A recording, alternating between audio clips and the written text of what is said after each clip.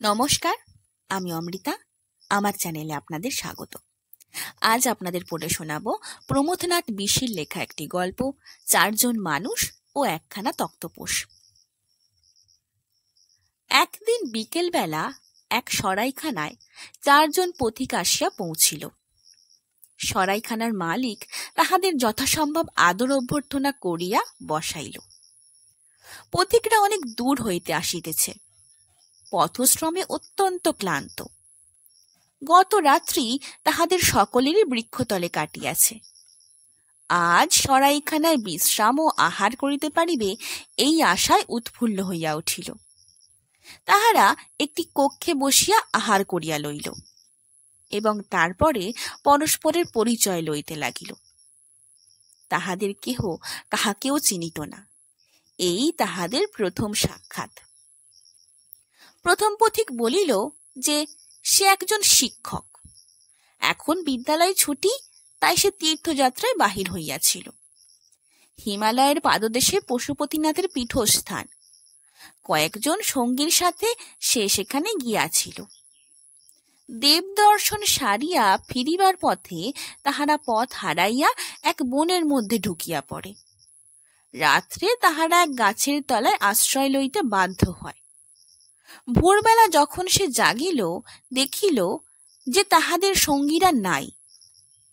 তৎপরিবর্তে তাহাদের কঙ্কাল কয়েকখানা পড়িয়া আছে। বোধ হয় কোনো সাপ ওদের খাইয়া গিয়াছে। কিন্তু সে একা বাঁচিল কি রূপে? তখন তাহার মনে পড়িল যে সে একজন শিক্ষক, সে যে জাতি গঠনের রাজমিস্ত্রি। সাপদ বোধ হয় সেই খাতিরেই তাহাকে ছাড়িয়া দিয়াছে। যদি এ সাপদটা তাহার ভূতপূর্ব ছাত্র হইত, তবে কি আর তাহার রক্ষা ছিল? কিংবা এমনও হইতে পারে যে হাজার ছাত্র শাসাইয়া এমন শক্তি সে অর্জন করিয়াছে, সামান্য সাপদে তাহার কি করিবে? যাই হোক, আর যে কারণেই হোক, সে পুনরায় চলিতে আরম্ভ করিল। সারা দিন চলিবার পরে সে সেই সরাইখানায় আসিয়া পৌঁছাইয়াছে। সংক্ষেপে ইহাই তাহার পরিচয়। তখন দ্বিতীয় পথিক আরম্ভ করিল। সে বলিল যে সে একজন সাহিত্যিক। গোরক্ষপুরের সাহিত্য সম্মেলনের অধিবেশনে সভাপতি নির্বাচিত হওয়ায় সেখানে সে গিয়াছিল। একটি বৃহৎ অট্টালিকায় যখন মহতী সভার অধিবেশন আরম্ভ হইয়াছে, এমন সময় এক কালান্তক ভূমিকম্প শুরু হইল। ফলে অট্টালিকার ছাদখানি ভাঙিয়া পড়িয়া সকলেই মারা গেল। কেবল সে অক্ষত দেহে রক্ষা পাইয়াছে। তাহার শ্রোতারা বিস্ময়ে বলিল, তাহা কি রূপে সম্ভব? সাহিত্যিক বলিল, আপনারা জানেন না, আর জানিবেনই বা কি রূপে? আপনারা তো সাহিত্যিক নহেন। সাহিত্যিকদের মাথা বড় শক্ত, হেন ছাদ নাই খসিয়া পড়িয়া যাহাতে তাহাদের মাথা ফাটাইতে সমর্থ হয়, হেন ভূমিকম্প নাই যাহাতে তাহারা টলে, হেন অগ্নিকাণ্ড নাই যাহাতে তাহারা পড়ে। শিক্ষক বলিল, তবে অন্য সবাই মরিল কেন? সাহিত্যিক বলিল, সে মহতী সাহিত্য সভায় আমি ছিলাম একমাত্র সাহিত্যিক। ইহা শুনিয়া আপনারা বিস্মিত হইতেছেন, কিন্তু ইহা নিশ্চয় জানিয়া রাখুন, সাহিত্য সভায় পারতপক্ষে সাহিত্যিকরা কখনো যায় না, এক সভাপতি ব্যতীত। তাই তাহারা পিষিয়া মারা গেল, আর আমি যে শুধু বাঁচিয়া রহিলাম তাই নয়, আমার মাথায় লাগিয়া একখানা পাথরের টুকরো চূর্ণ বিচূর্ণ হইয়া ধুলি হইয়া গেল। এই সেই ধুলি। এই বলিয়া সে পকেট হইতে এক কৌটো বাহির করিয়া দেখাইল। তারপরে বলিল, সাহিত্যিকদের বেলায় শিরোধুলি কথাটাই অধিকতর প্রযোজ্য। তারপরে গোরক্ষপুর হইতে বাহির হইয়া পথ ভুলিয়া এইখানে আসিয়াছি, ইহাই আমার পরিচয়। তৃতীয় পথিক বলিল, মহাশয়, আমি একজন চিকিৎসক। হযরতপুরে মহামারী দেখা দিয়াছে শুনিয়া সেখানে আমি গিয়াছিলাম। সেখানে কোনো চিকিৎসক ছিল না। আমি সেখানে গিয়া নিজেকে বিজ্ঞাপিত করিবা মাত্র হযরতপুরের সমস্ত অধিবাসী নগর ছাড়িয়া পলায়ন করিল। তাহারা যাইবার সময় বলিয়া গেল যে মহামারীর হাতে যদি বা বাঁচি, মহাবৈদ্যর হাত থেকে রক্ষা করিবে কে? নগরের মধ্যে ঘুরিতে ঘুরিতে এক অতি কুৎসিত বিভৎস বৃদ্ধকে দেখিতে পাইয়া বলিলাম, তুমি পালাও নাই কেন? সে বলিল, আমার ভয়েই তো সকলে পালাইতেছে, আমি পালাইতে যাইব কেন? আমার নাম মহামারী। আমি তাহাকে বলিলাম যে তোমার গর্ব বৃথা, সকলে আমার ভয়েই পালাইয়াছে, আমার নাম মহাবৈদ্য। ইহা শুনিবা মাত্র সে প্রাণ ভয়ে পলায়ন শুরু করিল। কিছুকাল পরে দেখি হযরতপুরের নাগরিকগণ মহামারীর সঙ্গে সন্ধি করিয়া আমার বিরুদ্ধে অভিযান আরম্ভ করিয়াছে। তাহারা বলিল, মহামারী আমাদের শত্রু নয়, মিত্র। যেহেতু তাহার কৃপাতেই আমরা অক্ষয় স্বর্গ লাভ করিবার সৌভাগ্য পাইয়া থাকি। তাহাদের সম্মিলিত শক্তির সম্মুখে আমি দাঁড়াইতে না পারিয়া পরম ভাগবত ইংরেজ সৈন্যের মতো দৃঢ় পরিকল্পনানুযায়ী পশ্চাৎ অপসরণ করিতে করিতে এখানে আসিয়া উপস্থিত হইয়াছি। বন্ধুগণ, ইহাই আমার ইতিহাস। তখন চতুর্থ পথিকের পরিচয় দেবার পালা। সে আরম্ভ করিল, মহাশয়, আমি গঙ্গা স্নানে গিয়াছিলাম। সারাদিন উপবাসী থাকিয়া সন্ধ্যায় যখন স্নান করিতে নামিব, এমন সময় শুনিতে পাইলাম কে যেন বলিতেছে, বৎস, তুমি যথেষ্ট পুণ্য সঞ্চয় করিয়াছ, এখন স্নান করো, করিবা মাত্র তোমার মুক্তি হইয়া যাইবে, আর তোমাকে পৃথিবীতে বাস করিতে হইবে না। সে বলিল, মহাশয়, মুক্তিকাম্য ইহা জানিতাম, কিন্তু কখনো সদ্য মুক্তির সম্ভাবনা ঘটে নাই। আমি বিষম ভীত হইয়া পড়িলাম এবং গঙ্গা স্নান না করিয়াই পলায়ন করিলাম। রাত্রে পথ ভুলিয়া গেলাম, কোথা হইতে যে কোথায় গেলাম জানি না। তারপর ঘুরিতে ঘুরিতে এখানে আসিয়া পৌঁছিয়াছি। তাহার কাহিনী শুনিয়া অপর তিন পথিক বিস্মিত হইয়া জিজ্ঞাসা করিল, আপনার পরিচয় কি? ইহা শুনিয়া চতুর্থ পথিক বলিল, আমি একজন চলচ্চিত্র অভিনেতা, বাংলা সিনেমা স্টার। তখন সকলে এক বাক্যে স্বীকার করিল তাহার অভিজ্ঞতাই সবচেয়ে বিস্ময়কর, তবে সিনেমা স্টারের পক্ষে বিস্ময়ের কিছু নাই। এইভাবে পরস্পরের পরিচয় পালা উদযাপিত হইলে চারজনে মিলিয়া গল্পগুজব আরম্ভ করিল। চারজনই আশা করিল যে রাতটা আমোদে আহ্লাদে ও আরামে কাটাইতে পারিবে। এমন সময়ে সরাইখানার মালিক প্রবেশ করিল। সে অতিথিদিগকে বিশেষ আপ্যায়ন করিয়া সেখানে যতদিন খুশি কাটাইতে অনুরোধ করিল। বলিল, তাহাদের যাহাতে কোনো অসুবিধা না হয় সেদিকে সে দৃষ্টি রাখিবে। তারপর কি যেন মনে পড়িতে সে একটু হাসিয়া বলিল, এই সরাইখানায় সমস্ত ঘরই অধিকৃত, কেবল একটি মাত্র ঘর খালি আছে। পথিকরা বলিল, একটি ঘরেই আমাদের চলিবে। সরাইখানার মালিক বলিল, ঘরটি নিচের তলাতেই, কাজেই একটু স্যাঁতসেঁতে। পথিকরা বলিল, তাহাতেই বা ক্ষতি কি, ঘরে তক্তপোষ আছে তো? মালিক বলিল, তক্তপোষ অবশ্যই আছে, কিন্তু একখানা মাত্র, কাজেই আপনাদের তিনজনকে মেঝেতে শুইতে হবে। সেই জন্যই স্যাঁতসেঁতে মেঝের উল্লেখ করিয়াছিলাম, ইহা ছাড়া আর কোনো অসুবিধা নাই। আপনাদের মধ্যে কে তক্তপোষে শুইবেন তাহা আপনারা স্থির করিয়া ফেলুন, আমি আর কি বলিব। এই বলিয়া সে প্রস্থান করিল। তখন পথিক 4 জন বিব্রত হইয়া পড়িল। কে বা তক্তপোষে শুইবে আর কারা বা মেঝেতে শুইবে? তাহারা সেই ঘরটায় গিয়া দেখিল সরাইখানার মালিকের কথাই সত্যি। ঘরের মেঝে বিষম ভেজা, তার উপরে আবার এখানে সেখানে গর্ত, ইতস্তত আরশোলা, ইঁদুর, ছুঁচো নির্ভয়ে পরিভ্রমণশীল। এক কোণে আবার একটি সাপের খোলসও পড়িয়া আছে। এর একদিকে একজনের মাপের একখানা তক্তপোষ, সেটাও আবার অত্যন্ত জীর্ণ। 4 জনে গালে হাত দিয়া বসিয়া পড়িল।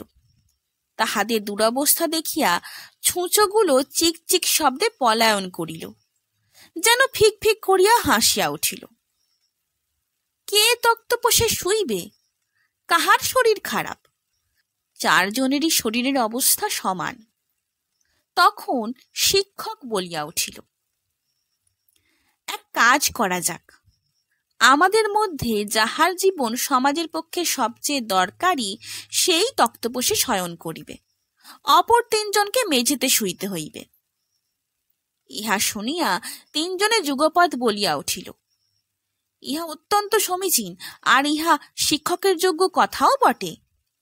কিন্তু কাহার জীবন সমাজের পক্ষে সবচেয়ে দরকারি তাহা কেমন করিয়া বোঝা যাইবে? পরীক্ষার উপায় কি? তখন সাহিত্যিক বলিল, আমি একটা উপায় নির্দেশ করতে পারি। আসিবার সময় দেখিয়া আসিয়াছি, কাছেই একটা গ্রাম আছে, সেখানে আমাদের কেহ চেনে না। আমরা 4 জন 4 পথে সেই গ্রামে প্রবেশ করিব। ফলে গ্রামের লোকেদের কাছে যে সবচেয়ে বেশি সাহায্য ও সহানুভূতি পাইবে, বুঝিতে পারা যাইবে তাহারই জীবনের মূল্য সর্বাধিক। তক্তপোষে শয়ন করিবার অধিকার তাহারই। সাহিত্যিকের উদ্ভাবনী শক্তি দেখিয়া 3 জনে স্তম্ভিত হইয়া গেল। তখন চিকিৎসক বলিল, তবে আর বিলম্ব করিয়া কাজ কি? এখনো অনেকটা বেলা আছে, এখনই বাহির হইয়া পড়া যাক। রাত্রি প্রথম প্রহরের মধ্যেই ফিরিতে হইবে। সিনেমা স্টার বলিল, আশা করি আমরা সকলেই নিজেদের অভিজ্ঞতা সম্বন্ধে ফিরিয়া আসিয়া সত্য কথা বলিব। ইহা শুনিয়া শিক্ষক বলিয়া উঠিল, হায় হায়, যদি মিথ্যা কথাই বলিতে পারিব তবে আজ কি আমার এমন দুর্দশা হইত? তখন সকলে পরিকল্পনা অনুযায়ী গ্রামের দিকে বিভিন্ন পথে প্রস্থান করিল। রাত্রি প্রথম প্রহর উত্তীর্ণ হইবার পূর্বেই 4 বন্ধু ফিরিয়া আসিল। সকলে একটু বিশ্রাম করিয়া লইয়া সদ্য লব্ধ অভিজ্ঞতার ধাক্কা সামলাইয়া লইয়া নিজের নিজের পরিভ্রমণ কাহিনী বলিতে শুরু করিল। প্রথমে শিক্ষক বলিতে আরম্ভ করিল। সে বলিল, আমি উত্তর দিকের পথ দিয়া গ্রামে প্রবেশ করিলাম। কিছুদূর গিয়া একটি সম্পন্ন গৃহস্থ বাড়ি দেখিলাম। ভাবিলাম এখানেই আমার ভাগ্য পরীক্ষা করিব। বাড়ির দরজায় উপস্থিত হইবা মাত্র সেই দয়ালু গৃহস্থ আমাকে বসিবার জন্য একটি মোড়া আগাইয়া দিল। আমি তাহাকে নমস্কার করিয়া উপবেশন করিলাম। সদাশয় গৃহস্থ আমাকে আপ্যায়িত করিয়া আমার পরিচয় শুধাইল। আমি বলিলাম যে আমি একজন বিদেশি শিক্ষক, পথ ভুলিয়া এখানে আসিয়া পড়িয়াছি। ইহা শুনিবা মাত্র গৃহস্থ চাকরকে ডাকিয়া বলিল, ওরে রামা, মোড়াটা ঘরে তুলিয়া রাখ, বাহিরে থাকিলে নষ্ট হইয়া যাইবে। আমি পরিত্যক্ত মোড়া হইয়া দাঁড়াইয়া রহিলাম। বলিলাম, আজ আপনার বাড়িতে রাত্রি কাটাইবার অনুমতি প্রার্থনা করি। ইহা শুনিয়া গৃহস্থ বলিল, তোমাকে যে আশ্রয় দিব তাহার স্থানাভাব। আমি বলিলাম যে অন্য জায়গা যদি না থাকে তবে অন্তত আপনার গোয়াল ঘরে নিশ্চয়ই স্থান হইবে। ইহা শুনিয়া গৃহস্থ বলিল, গোয়াল ঘরই বা স্থান কোথায়? 10-12টা গরু আছে, কোনোটাকে বাহিরে রাখিতে সাহস হয় না রাত্রে, বড় বাঘের ভয়। আজকাল গরুর যা দাম জানো তো? আমি কহিলাম, গরুর চেয়ে শিক্ষকের জীবনের মূল্য কম? সে বলিল, কি যে বলো, একটা যেমন তেমন গরুও আজকাল 500 টাকার কমে মেলে না, আর 10 টাকা হইলেই একটা শিক্ষক মেলে। এখন তুমিই বিচার করিয়া দেখো। আমি বলিলাম, কিন্তু আমরা যে জাতি গঠন করি। বৃদ্ধ হাসিয়া বলিল, তার মানে তোমরা গরু চড়াও, কিন্তু রাখালের চেয়ে গরুর মূল্য অনেক বেশি। আমি বলিলাম, আপনার ছেলে নিশ্চয়ই শিক্ষকের কাছে পড়ে? সে বলিল, পড়ি তো, এখন পড়ে না। এক সময়ে তাহার জন্য একজন শিক্ষক রাখিয়াছিলাম, সে এখন আমার গরুর রাখালি করে, কারণ সে দেখিয়াছে যে শিক্ষকের চেয়ে রাখালের বেতন ও সম্মান অনেক বেশি। তবে তুমি যদি রাখালি করিতে চাও, আমি রাখিতে পারি। আমার আর একজন রাখালের আবশ্যক। আর তোমাকে একটা পরামর্শ দিই, গরুই যদি চড়াইবে তবে এমন গরু চড়াও যাহারা দুধ দেয়। দুধ দেয় না এমন মানুষ গরু চড়াইয়া কি লাভ? যাই হোক, তোমার ভালো মন্দ তুমি বুঝবে, তবে বাপু এখানে তোমার জায়গা হইবে না। ইহা শুনিয়া বুঝিতে পারিলাম যে শিক্ষকের জীবনের কি মূল্য। সেখান হইতে সোজা সরাইখানায় ফিরিয়া আসিলাম।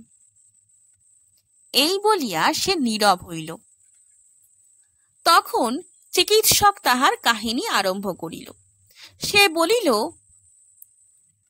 দক্ষিণ দিকের পথ দিয়া আমি গ্রামে প্রবেশ করিয়া একটি অট্টালিকা দেখিতে পাইলাম। অনুমানে বুঝিলাম বাড়িটি কোনো ধনীর, কিন্তু বাড়ির মধ্যে ও আশেপাশে লোকজনের উদ্বিগ্ন চলাচল দেখিয়া কেমন যেন সন্দেহ উপস্থিত হইল। এমন সময়ে এক ব্যক্তি বাহিরে আসিতেছিল। তাহাকে শুধাইলাম, মশাই, ব্যাপার কি? এ বাড়িতে আজ কিসের উদ্বেগ? সে বলিল, আপনি নিশ্চয়ই বিদেশী, নতুবা নিশ্চয়ই জানিতেন। তবে শুনুন। এই বলিয়া সে আরম্ভ করিল, এই বাড়ি গ্রামের জমিদারের, তাহার একমাত্র পুত্র মৃত্যুশয্যায়, এখন শেষ মুহূর্ত সমাগত, যাহাকে সাধারণ ভাষায় বলা হইয়া থাকে জমে মানুষের টানাটানি, তাহাই চলিতেছে। বোধ করি জমেরই জয় হইবে। আমি বলিলাম, এরকম ক্ষেত্রে জমেরই প্রায় জয় হইয়া থাকে। তার কারণ চিকিৎসক আসিয়া যোগ দিতেই জমের টান প্রবলতর হইয়া ওঠে। ইহার প্রমাণ দেখিতে পাইবেন যে চিকিৎসক আসিয়া না পৌঁছানো পর্যন্ত রোগী প্রায়ই মরে না, কিন্তু তারপরেই কঠিন। সে লোকটি বিস্মিত হইয়া কহিল, এ তথ্য আপনি জানলেন কি করিয়া? আমি সগর্বে বলিলাম, আমি যে একজন চিকিৎসক। আপনার ভাগ্য ভালো, এ গ্রামের চিকিৎসকেরা কেহই রোগীকে নিরাময় করিতে পারে নাই। আপনি গিয়া চেষ্টা করিয়া দেখুন, সফল হইলে প্রচুর ধনরত্ন লাভ করিবেন। আমি ভাবিলাম, সত্যই আমার ভাগ্য ভালো, একবার চেষ্টা করিয়া দেখা যাক।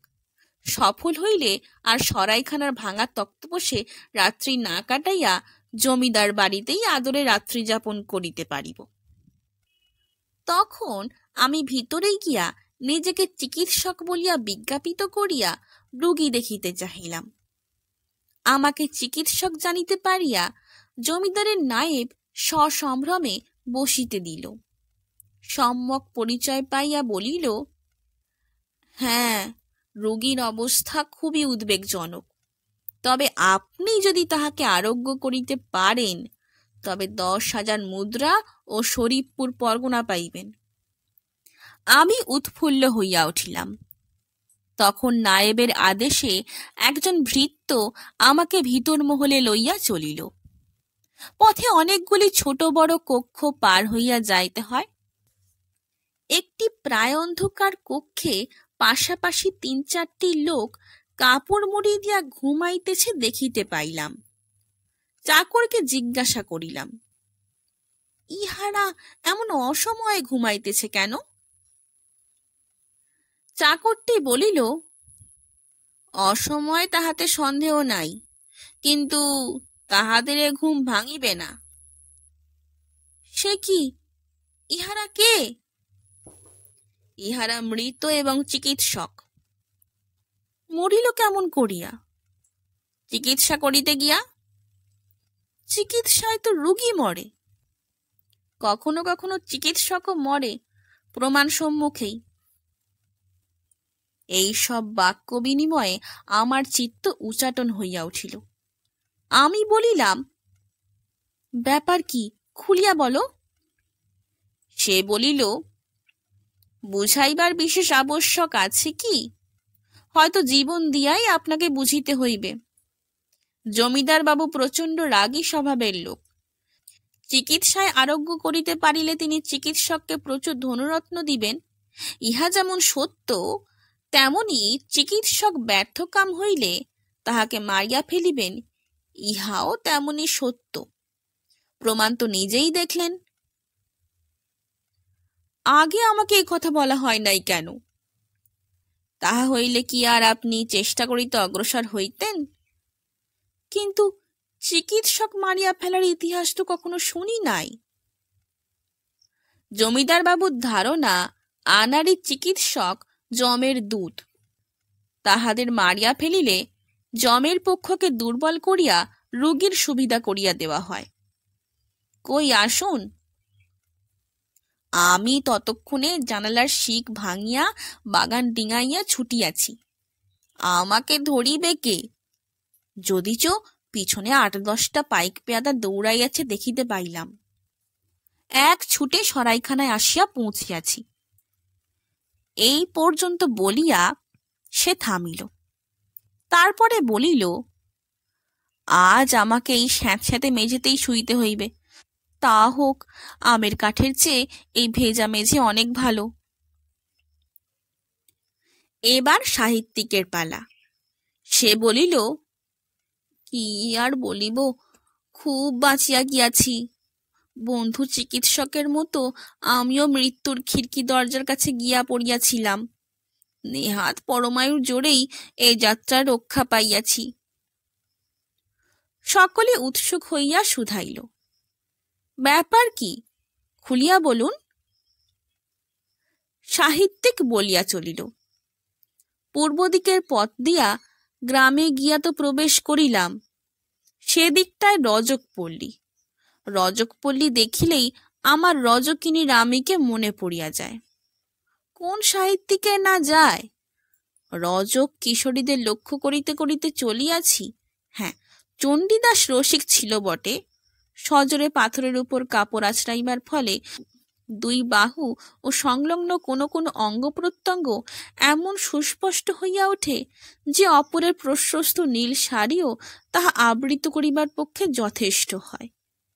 বিশেষ কাপড় আছড়াইবার সময় উক্ত প্রত্যঙ্গদ্বয় শরীরের তালে তালে শূন্যে বৃথা মাথা কুটিয়া মরিতে থাকে। তাহা দেখিয়া কোন পুরুষের মন না ক্ষুব্ধ হইয়া উঠিবে? সাহিত্যিকদের তো কথাই নাই।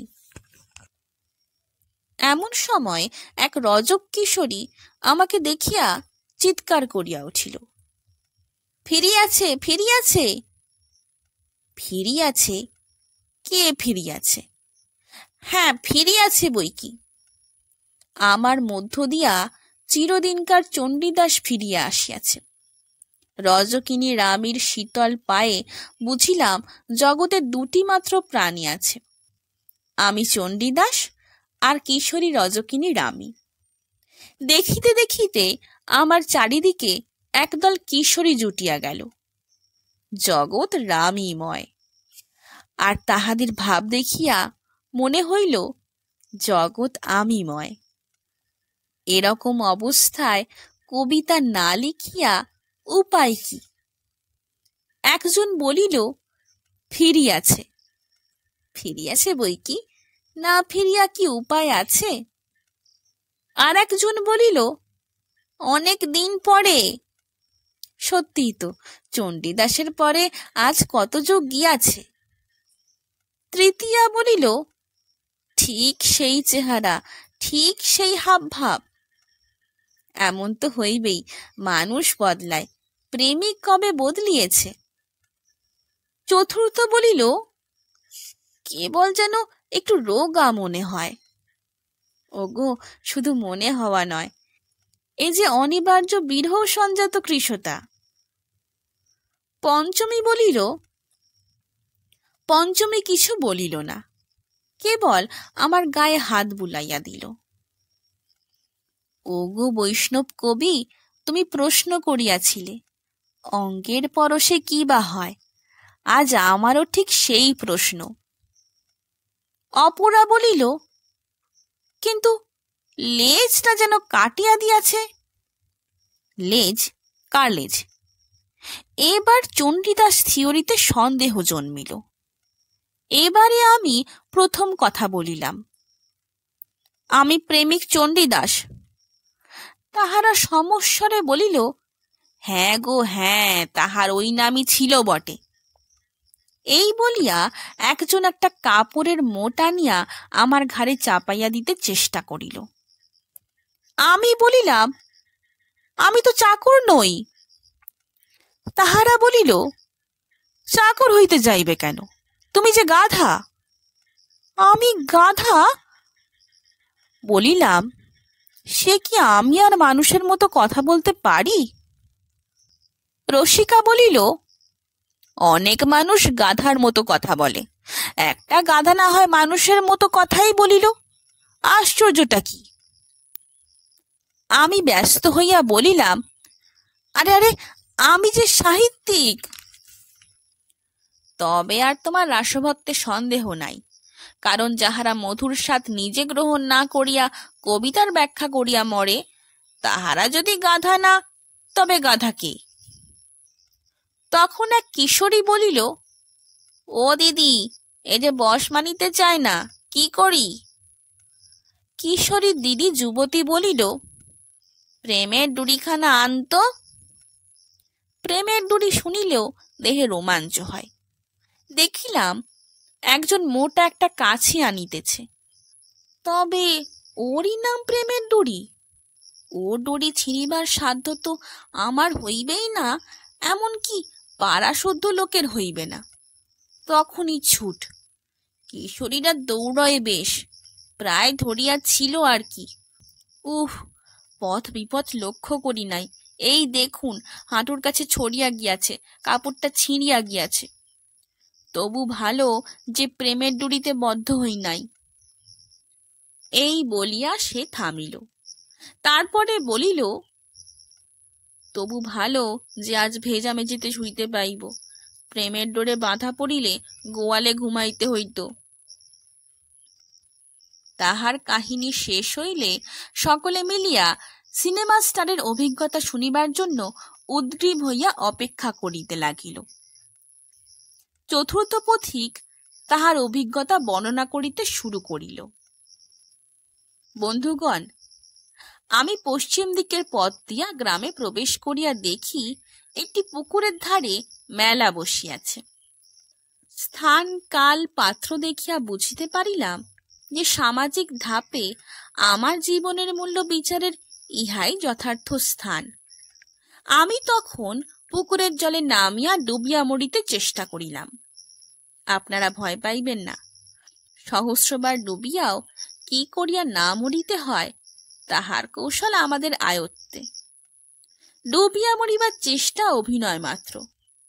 আমি সকলকে ডাকিয়া বলিলাম, আমি ডুবিয়া মরিতেছি, তোমরা আমাকে বাঁচাও। আমার আর্ত আহ্বান শুনিয়া সকলে পুকুরের ধারে আসিয়া দাঁড়াইল, কিন্তু কেহ জলে নামিল না। আমি বলিলাম, আমি ডুবিলাম বলিয়া শীঘ্র বাঁচাও। তাহারা বলিল, আগে তোমার পরিচয় দাও, তবে জলে নামিব। আমি বলিলাম, আমি একজন মানুষ, বাঁচাইবার পক্ষে ইহাই কি যথেষ্ট নয়? তাহারা বলিল, আমরা সবাই তো মানুষ, কেবল আইনে বাধা বলিয়া পরস্পরকে মারিয়া ফেলিতে পারিতেছি না। সদয় বিধাতা আইনের নিষেধ লঙ্ঘন করিয়া তোমাকে যখন মারিবার ব্যবস্থাই করিয়াছেন, তখন তোমাকে আমরা বাঁচাইতে যাইব কেন? আমি তাহাদিগকে পরীক্ষা করিবার উদ্দেশ্যে বলিলাম, আমি শিক্ষক। তাহারা এক বাক্যে বলিল, জীবন মৃত হইয়া বাঁচিয়া থাকিবার চেয়ে তোমার ডুবিয়া মরাই ভালো। আমি বলিলাম, আমি চিকিৎসক। তাহারা বলিল, অনেক মারিয়াছ, এবারে মরো। আমি সাহিত্যিক। ডুবাইতে পারো আর ডুবিতে পারো না। আমি সাংবাদিক। শুনিয়া তাহারা ঢেলা মারিল। আমি সাধু পুরুষ। শুনিয়া তাহারা হাসিল। আমি বৈজ্ঞানিক। শুনিয়া কেহ কেহ চঞ্চল হইয়া উঠিল। আমি খেলোয়াড়।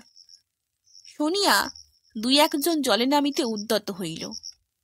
আমি চলচ্চিত্র অভিনেতা। তাহারা বুঝিতে পারিল না। তখন বলিলাম, যাহার বাংলা হইতেছে সিনেমা স্টার।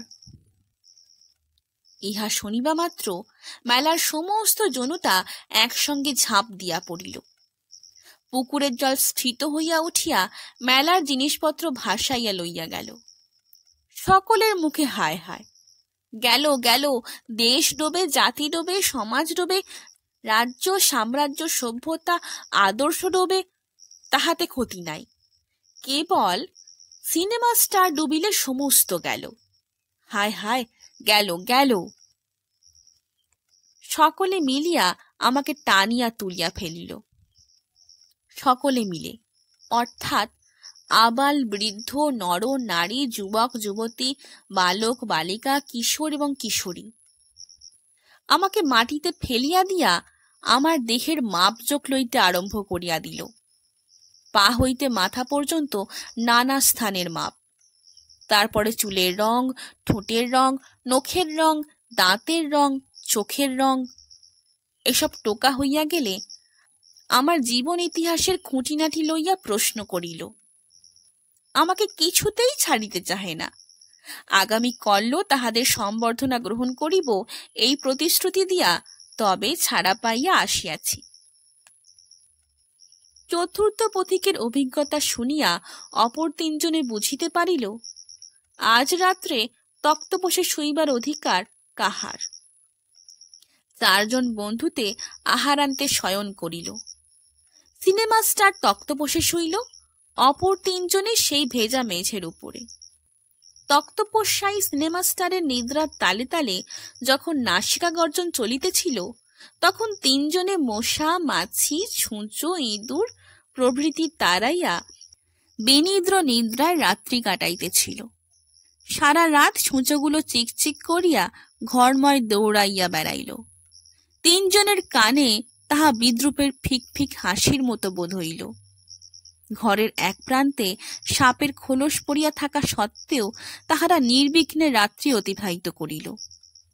কপালে যাহাদের দুঃখ, সাপেও তাহাদের স্পর্শ করে না। শুনছিলেন প্রমথনাথ বিশির লেখা একটি গল্প, চারজন মানুষ ও একখানা তক্তপোষ।